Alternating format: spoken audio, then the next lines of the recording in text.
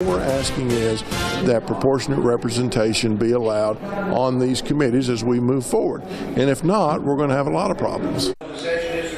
Well, they've not flipped the House just yet in Frankfort, but after taking the governor's mansion, 2/3 of statewide offices, and holding the Senate, Republicans fight the rules to make their voices heard. Thanks for joining us here on Wave 3 News at 6. I'm Scott Reynolds. And I'm Shannon Kogan. It will be 3 weeks before we hear Governor Matt Bevin's first spending plan.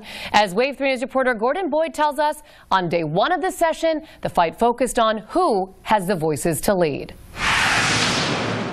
Kentucky gives a governor and General Assembly 60 business days to get a budget and everything else done. But much may not get done until after March, when special elections fill 4 vacant House seats. The House Democrats still have the majority in this chamber. It's 50-46. Many of the things that we do on this floor require a constitutional majority. 51 votes. Thanks to Jim Gooch and Denny Butler turning Republican, the GOP's the closest it's been to taking the House in almost a century, and leaders are demanding what they believe due. Several of our members were only given one committee when it's been a long tradition of this body that members serve on at least 3 committees. I don't see that we're drawing the line in the sand here at all and trying to work in a partisan way at all. Democrats maintain that Republicans can bargain their way for more voices on committees without changing House rules.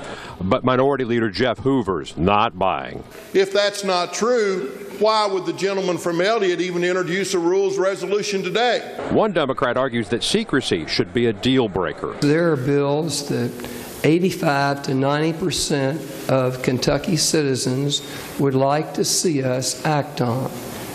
But special interests kill those bills. Lawmakers have to deal with a multi-billion-dollar pension crisis for teachers, state, and county workers. Everybody says they won't solve it.